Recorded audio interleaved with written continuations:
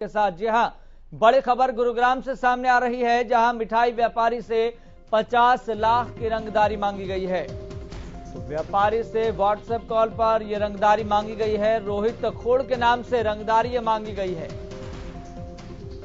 रंगदारी मांगने वाले ने फायरिंग की बात भी कबूली है। रामचंद्र सहगल के घर फायरिंग की बात कबूली।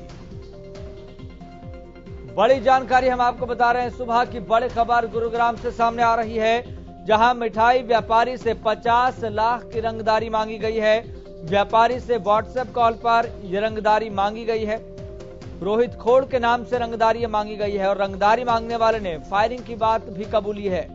रामचंद्र सहगल के घर फायरिंग की बात कबूली गई है। हालांकि इस मामले से जुड़े कई ऐसे सवाल हैं जिसका जवाब मिलना बहुत जरूरी है। आखिर ये रंगदारी किसने मांगी है? क्या इसके पीछे कोई रंजिश है? क्या बहुत लंबे समय से व्यापारी की आने जाने की या फिर घर की रेकी की जा रही थी क्या? और कब तक ये रंगदारी मांगने वाले आरोपी गिरफ्तार होंगे? सबसे बड़ा सवाल। इसलिए हम लगातार कह रहे हैं कि बहुत से ऐसे सवाल हैं जिसका जवाब मिलना बहुत जरूरी है। तो रामचंद्र सहगल के घर फायरिंग की बात भी कबूली है।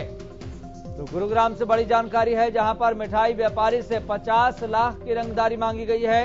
व्यापारी से व्हाट्सएप कॉल की गई और व्हाट्सएप कॉल के जरिए ये रंगदारी मांगी गई है। तो रोहित खोड़ के नाम से रंगदारी मांगी गई है, लेकिन ये रोहित खोड़ है कौन? रहता कहां पर है? क्या वो व्यापारी को बहुत लंबे समय से फॉलो कर रहा था? उसके घर की रेकी कर रहा था क्या?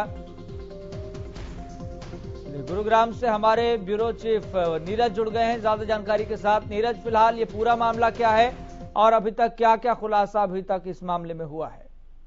यश, देखिए दूसरी वारदात है ये इस हफ्ते के अंदर। मंगलवार को नगर पालिका के चेयरमैन रामचंद्र सहगल के घर के ऊपर फायरिंग की गई थी। उनको धमकी भरे कॉल्स किए गए थे, रिकॉर्डिंग्स भेजी गई थी।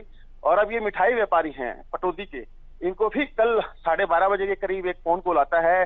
वो खुद को रोहित खोड़ नाम का बदमाश बताता है और तमाम तरह की रेकी उसने की हुई है इसकी, ये भी उसको समझाता है। और अगर व्यापार में सुरक्षा चाहिए तो 50 लाख की रंगदारी देनी होगी, इस तरह की धमकी इसके पास आई थी।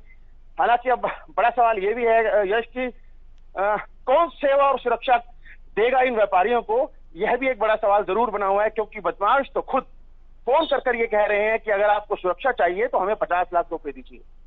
जी ठीक है नीरज, बहुत बहुत शुक्रिया जानकारी साझा करने के लिए। तो गुरुग्राम से बड़ी जानकारी हम आपको बता रहे हैं, जहां पर व्यापारी से व्हाट्सएप कॉल की गई और व्हाट्सएप कॉल के जरिए 50 लाख की रंगदारी मांगी गई है। रोहित खोड़ के नाम से रंगदारी मांगी गई है। तो रंगदारी मांगने वाले ने फायरिंग की बात कबूली है। लेकिन जो बड़े सवाल हैं, जो आपका अपना चैनल हरियाणा न्यूज उठा रहा है, वो बड़े सवाल यही है, क्या ये बदमाश लंबे समय से व्यापारी के घर की रेकी कर रहे थे? और रेकी कर रहे थे तो आसपास के जो थाने हैं, क्या उनको भनक तक नहीं लगी? और ये जो बदमाश हैं वो गिरफ्तार कब होंगे? और जिस व्यापारी को ये धमकी दी गई है कि सुरक्षा अगर चाहिए तो 50 लाख दे, तो व्यापारी की सुरक्षा को लेकर पुलिस क्या कर रही है? ये सबसे बड़ा सवाल है। तो कई ऐसे सवाल हैं जिसका जवाब मिलना बहुत जरूरी है। लेकिन बीते एक हफ्ते के अंदर इसी तरह की वारदात होना यह बतलाता है कि कैसे ये बदमाश खुले विचारों के साथ किसी को भी धमका देते हैं, रंगदारी मांग लेते हैं।